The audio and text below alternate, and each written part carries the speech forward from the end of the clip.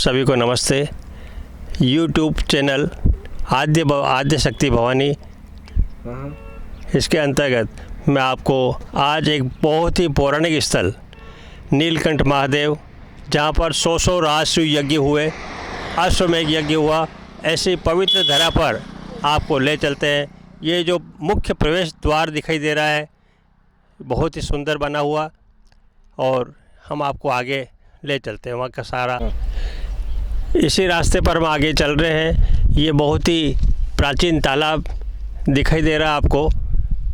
इसी के ठीक सामने श्री नीलकंठ महादेव का मंदिर, और शिवरात्रि की तैयारी बहुत ज़ोरदार चल रही है। इधर साइड में झूले लग रहे हैं, ऐसी तैयारी चल रही है। स्टेज ठीक बनाया जा रहा है। शिवरात्रि के दिन यहाँ पर बहुत ही बड़ी विशाल भजन संध्या भी होगी। दर्शनार्थियों का यहाँ पर हर समय तांता लगा रहता है। और ये जो सामने सड़क दिखाई दे रही है, ये सीधी वही मंदिर पर जाती है। राजसूय यज्ञ के समय यहीं पर इसी तालाब की भूमि में कुंड बनाए गए थे, उसमें हवन हुआ था। इस वर्ष कम बरसात के कारण तालाब में पानी इतना हो नहीं पाया, सूखा पड़ा है अभी। बहुत ही प्राचीन स्थल नीलकंठ महादेव, जहां अयोध्या के राजा मानदाता सिंह ने इस शिवलिंग की स्थापना की, वहां पर हम पहुंच चुके हैं। अब आपको अंदर का दर्शन कराएंगे।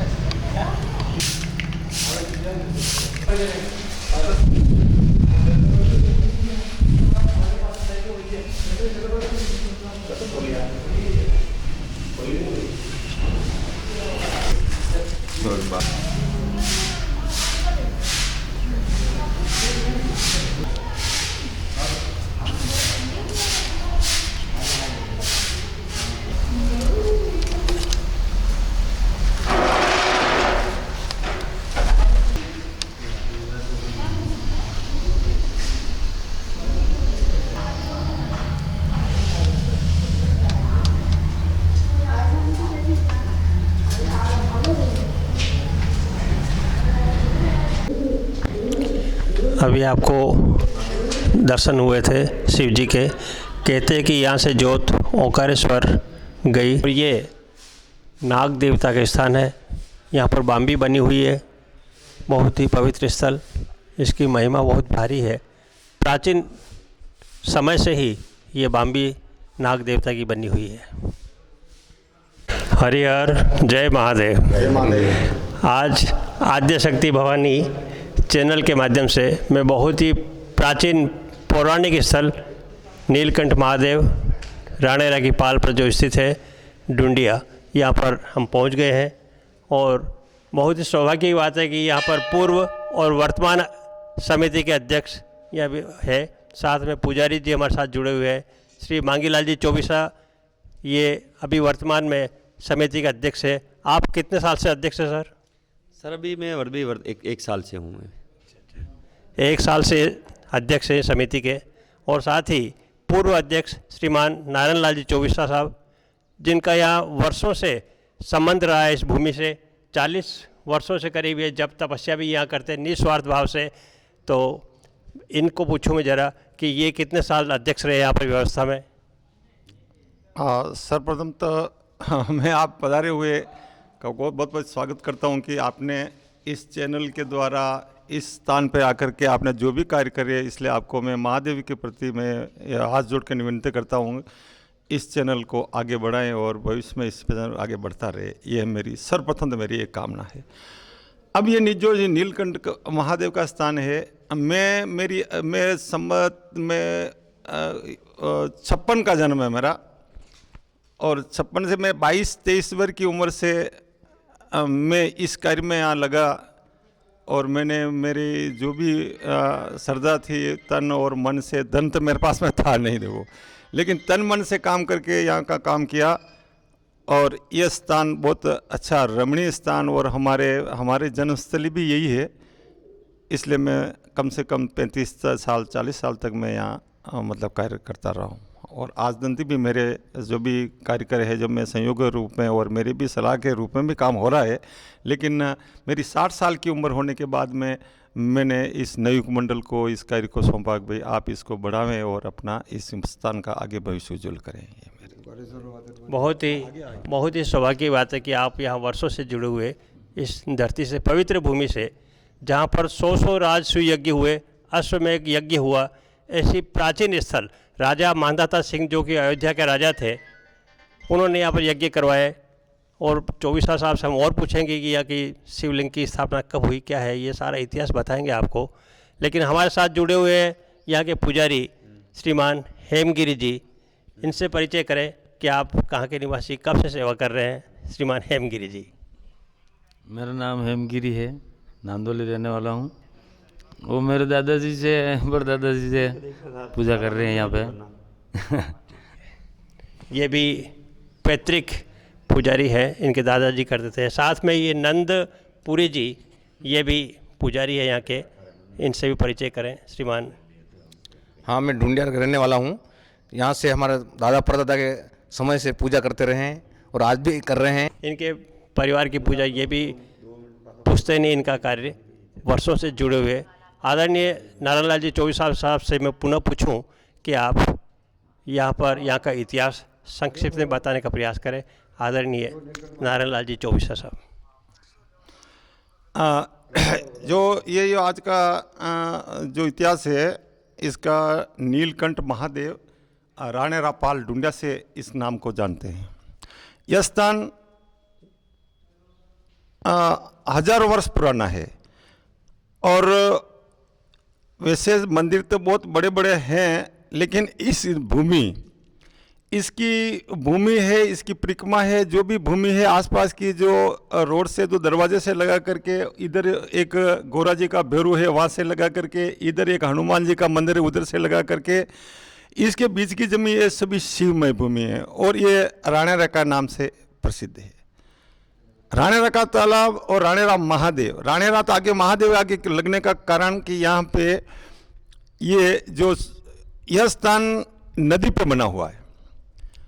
अभी जो गुप्त रूप में नदी चल रही है, जो अभी वर्तमान में जो तलाई है उसके नीचे होकर अभी तलाई है, नीचे होकर ये नदी बह रही है। सर्वप्रथम में यहाँ पे उस नदी का नाम मालूम पड़ सकता है? नहीं, उस नदी का नाम तो हम आगे जाकर के नाम पड़ा है, लेकिन अभी हम उसका विस्तृत नहीं कह सकते हैं कौन सी नदी है।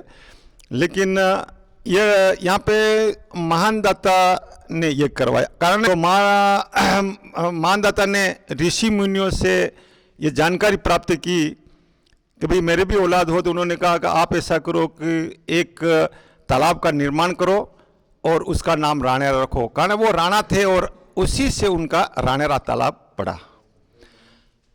तो फिर क्या है, आज भी मतलब तो पुराणों में आता है कि गोचर भूमि पे कोई भी कास्ट करता है तो उसको मतलब श्रापित होता है वो गोचर भूमि पे।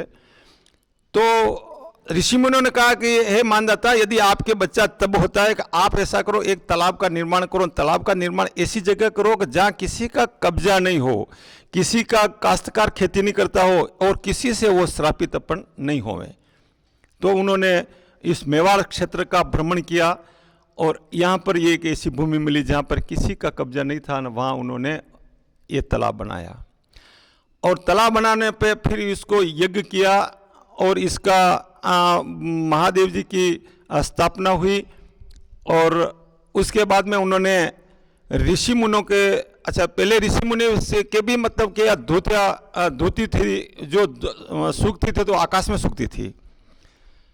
फिर ऋषि मुनियों ने महान दाता जो राणा थे, राजा आज भी जो राजा होता है उसका बात मतलब कोई नहीं मानता तो माननी पड़ती है, तो राजा के कहने से उन्होंने यह यज्ञ किया।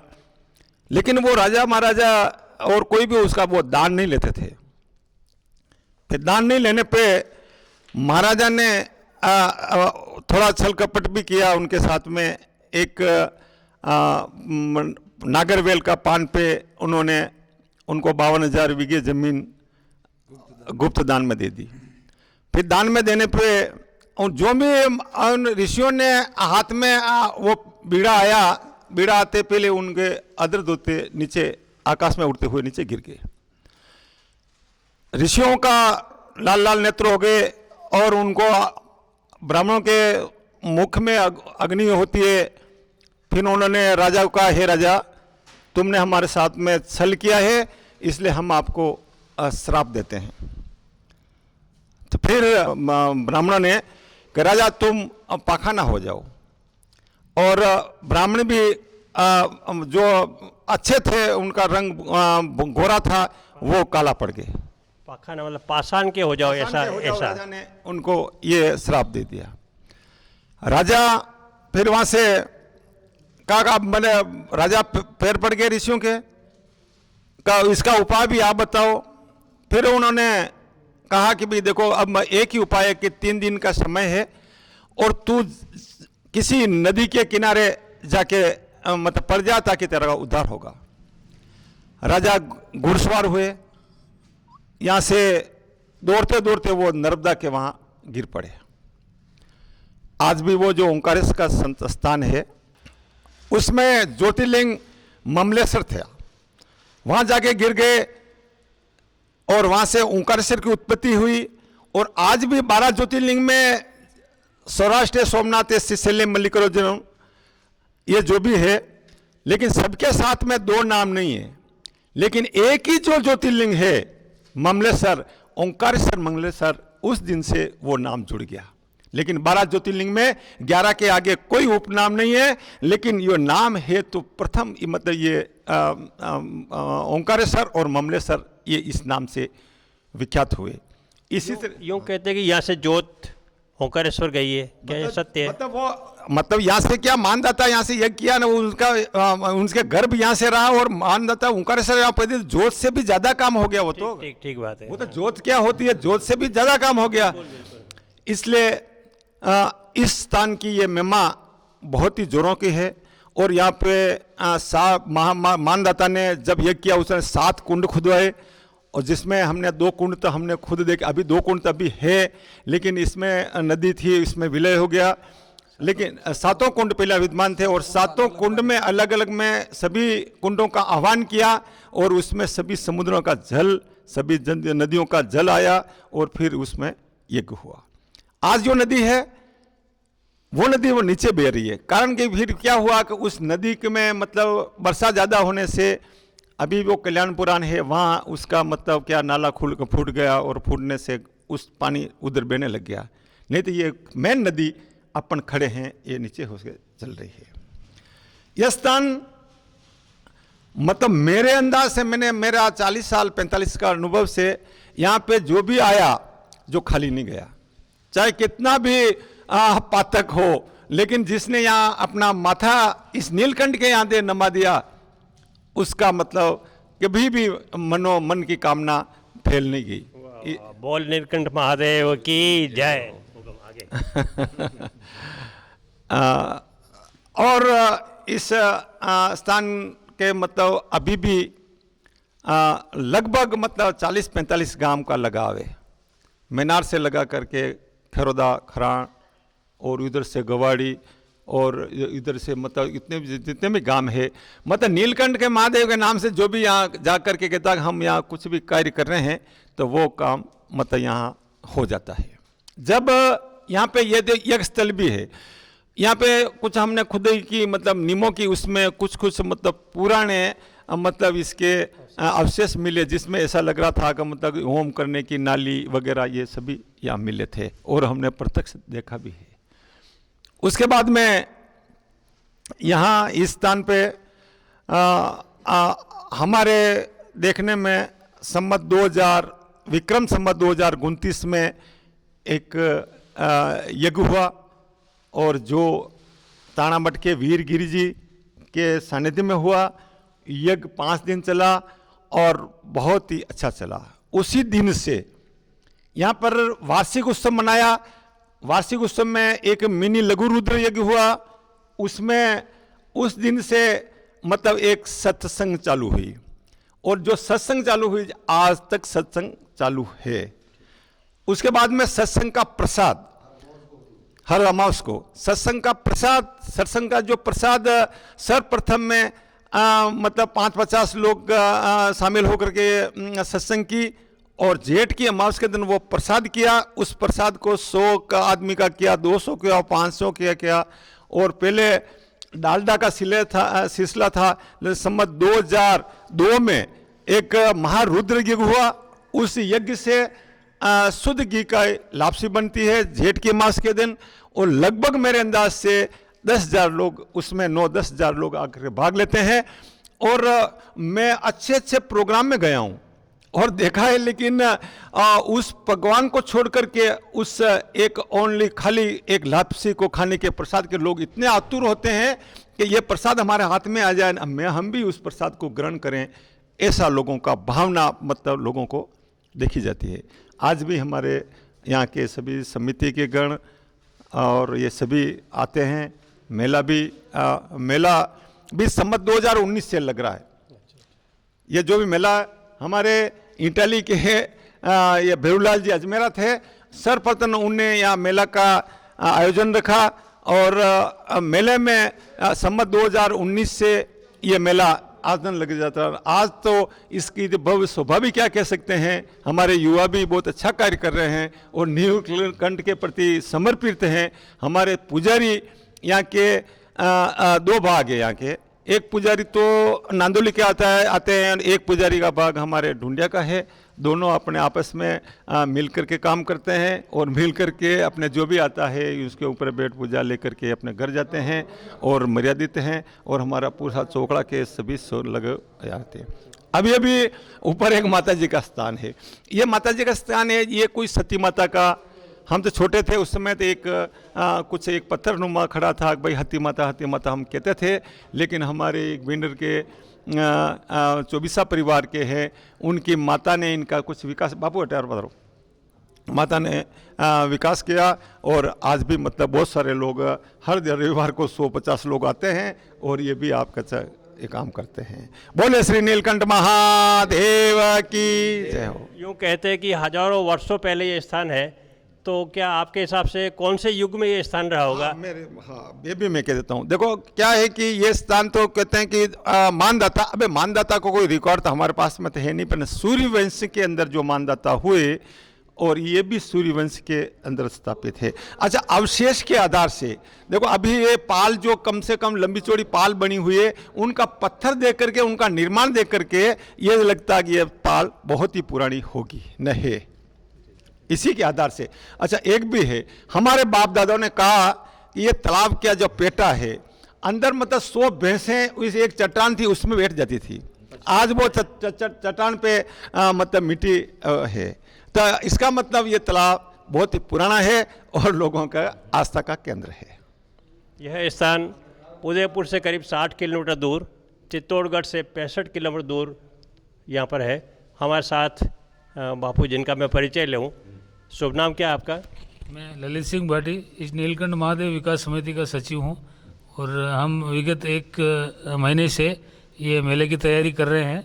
और भोलेनाथ की शिवरात्रि मेले में आप सभी भक्तगणों से निवेदन है कि अधिक से अधिक संख्या में पधार कर इस मेले की शोभा बढ़ावें। बहुत अच्छी बात है साहब। आप श्रीमान, आपसे भी परिचय लो। शुभ नाम आपका? देवीलाल जाट नाम है मेरा, ढूंढे रहता हूँ मैं। नीलकंठ महादेव जी का मेला विगत 35 सालों से लगता है। 1 महीने से सभी सदस्य मेले की तैयारियों में लग रहे हैं, और सभी पधारे और मेले की शोभा बढ़ावे। आपकी कोई जिम्मेदारी होगी इसमें? मेरे को कोषाध्यक्ष बना रखा है। ठीक है सर। ये सबसे परिचय हुआ। आपका परिचय सर? मैं देवीलाल नांदोली के रहने वाला हूँ। महादेव जी के मेले में हम भी काम करते हैं, और सब सहभागी आप सब जन पधारें, मेले की शोभा बढ़े। धन्यवाद। मैं जगदीश लोहार ढूंढिया रहता हूँ, नीलकंठ विकास समिति का सह-कोषाध्यक्ष हूँ। भंडार के नायक दोनों ही कोषाध्यक्ष जी और सह कोषाध्यक्ष जी, सचिव, अध्यक्ष जी, पूर्व अध्यक्ष जी और पुजारी जी यहाँ पर मेरा इस्तेमाल है। और इनके सानिध्य में आज हमें ये जो आद्य शक्ति भवानी यूट्यूब चैनल का इंटरव्यू लेने का जो मौका मिला, मैं आपका सबका बहुत बहुत हृदय से आभार प्रकट करता हूँ। जय महादेव। और एक और परिचय बीच में करा दूँ। प्लाट आवंटित करते हैं। शुभ नाम क्या है सर आपका? बालूराम गाडरी। ये बालूराम जी गाडरी, मेले में इनकी मुख्य भूमिका इनकी भी रहती है, प्लॉट काटते हैं ऐसा मेले इस तक। हाँ, मैं प्लॉटिंग आवंटिंग करता हूँ, मेरी ईमानदारी और मेरे हिसाब से करता हूँ, किसी का कोई नहीं रखता। यहाँ के जितने भी कार्यकर्ता है पूर्व के अभी के जो जुड़े हुए, यूँ लगता है कि ये सारे के सारे समर्पित और बहुत ही ईमानदारी से कार्य करते हैं, तभी इस स्थान का, इस पौराणिक स्थान का विकास इतना भव्य दिखाई दे रहा है, विकास हो रहा है। जय जय महादेव, जय शिव शंकर भगवान की जय।